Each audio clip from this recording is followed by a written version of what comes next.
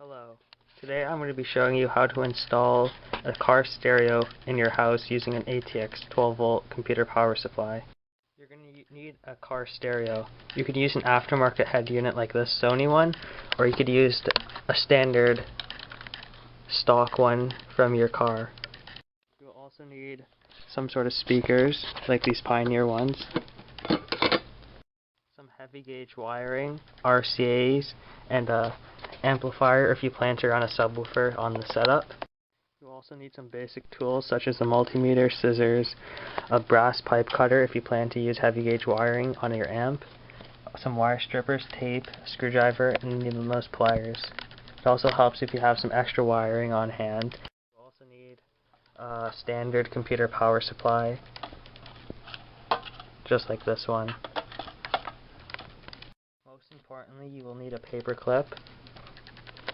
To begin, you want to bend your paper clip, and you're going to want to put it on your 24-pin or 20-pin ATX connection. And you want to find the green wire and a black wire right there. And you want to put it in the two jumpers like so. It should look like that.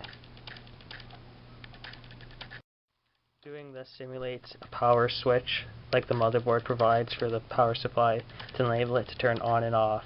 It's helpful if your power supply already has a switch on the front. Now plug it in and see if it turns on. It should turn on and you should hear the fan running. Next, you're going to want to find a yellow and black wire.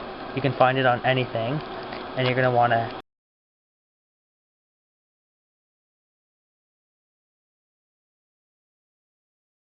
cut it, one of each.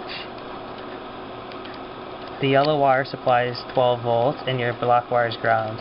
Try not to touch them together or else it will short. Next, you want to strip all the wires on your car stereo harness, like I have done here so. It helps to know what the wire does what. You can obtain a guide that tells you what does what if you type in the model number of your stereo and go on www.installdoctor.com.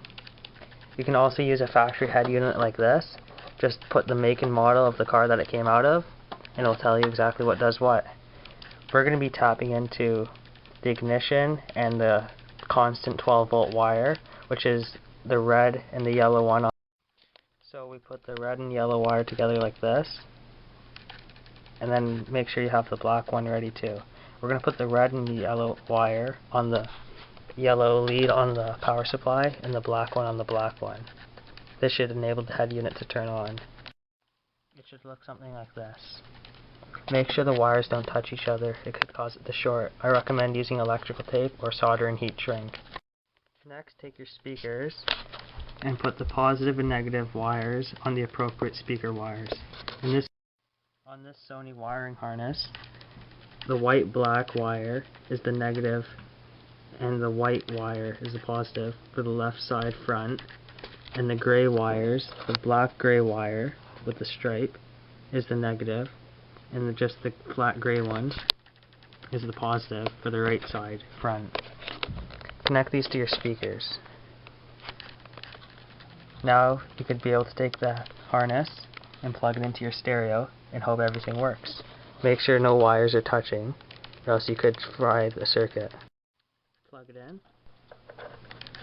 Make sure the stereo also has a fuse. You don't want to be running it without a fuse, it won't turn on. And if it has a blown fuse or a fuse that's too small, it could blow your stereo.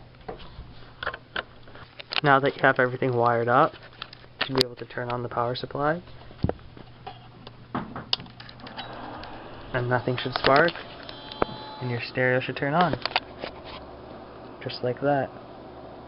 Just put in your favorite music.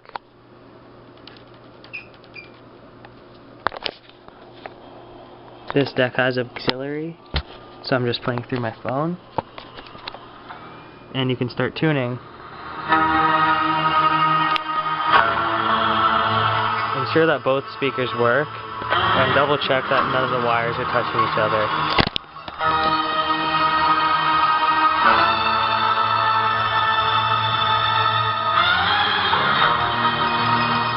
Sounds great.